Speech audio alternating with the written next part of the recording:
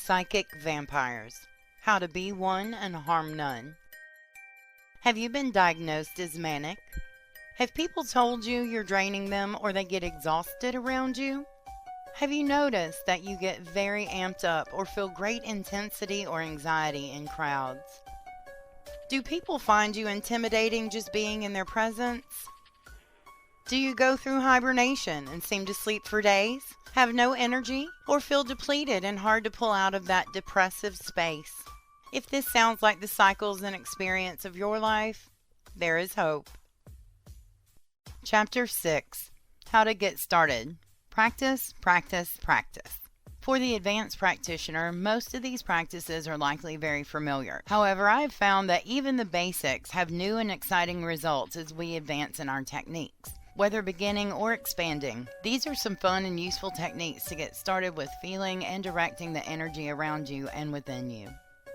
Practice 1. Chi energy. We will start with the palms of the hands. They are the energy points that are the easiest to activate and naturally tend to have a draw and push effect. Most will find their dominant hand is their push and their other is the pull. However, this is not always the case. Some are in opposite flow, and others can create the push and pull with both just as easily.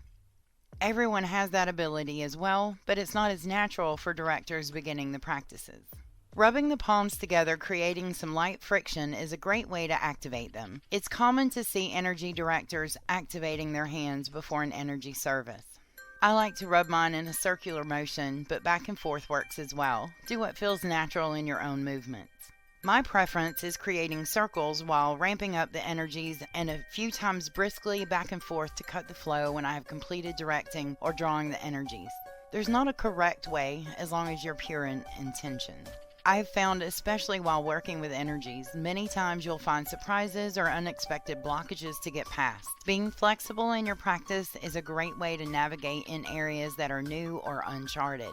For the sake of unity in this practice, we will start with the prayer hands position, center of the palms pointing toward each other, fingertips pointing up. Start to imagine a point of light like a magnet in the middle of each palm. With palms held together, turn one hand 90 degrees and start to circle those points of light around each other in the center of your palms. You may feel a sensation of heat or tingling as the energy is building.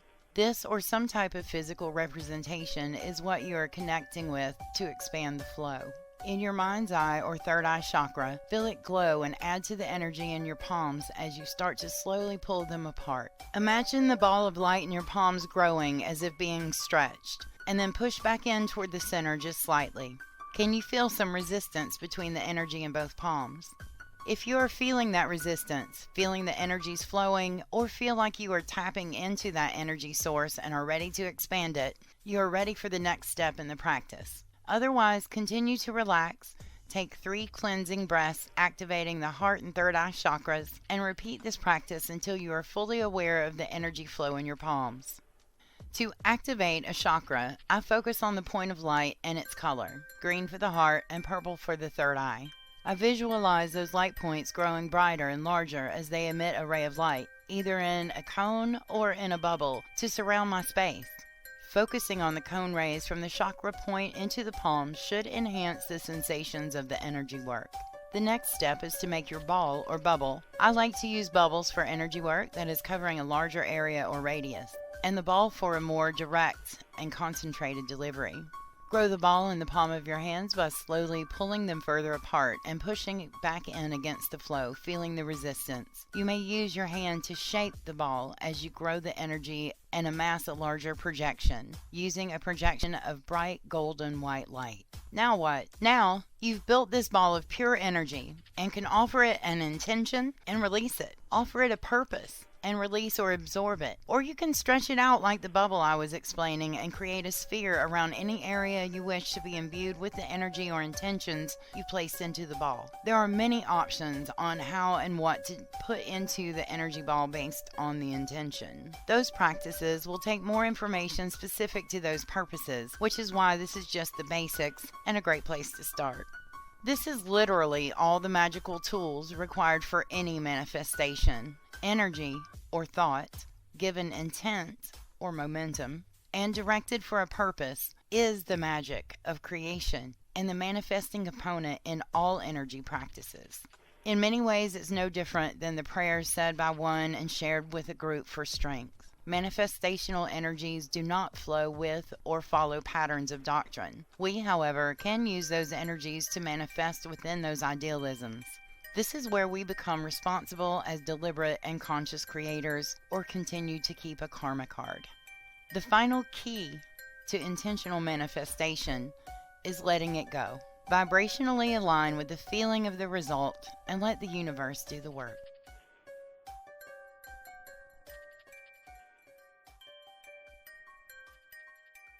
Hi, this is Samantha Phoenix. Thank you for listening to Chapter 6, How to Get Started. Practice, practice, practice. Our first practice is about Chi energy. I actually learned about Tai Chi energy by taking a Tai Chi class.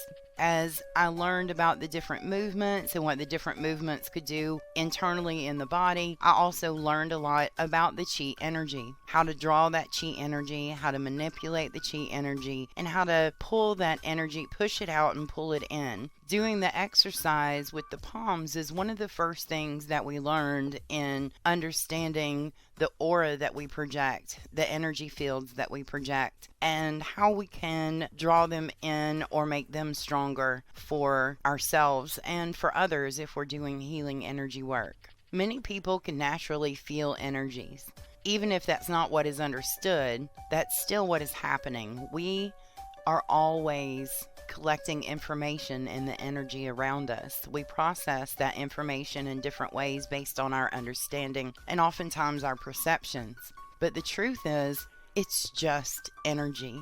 And we are the ones that control how that energy is used. As creators, as intentional creators, it is entirely up to us what we do with that energy. I can't stress that enough, and I will stress it over and over again throughout this entire series. We are entirely responsible for our own energy. What we do with it, how we manifest it in our words, and towards others, and towards ourselves especially. The number one key is to get your own energy right, to get your own energy flowing correctly, to be healthy with your well-being. Once your energy body is in its well-being, everything else falls into that same space of well-being. So that ultimately is the point of the practices we have set before us here. I appreciate you listening to Psychic Vampires, How to Be One and Harm None, and look forward to our next practice, working with candle flames.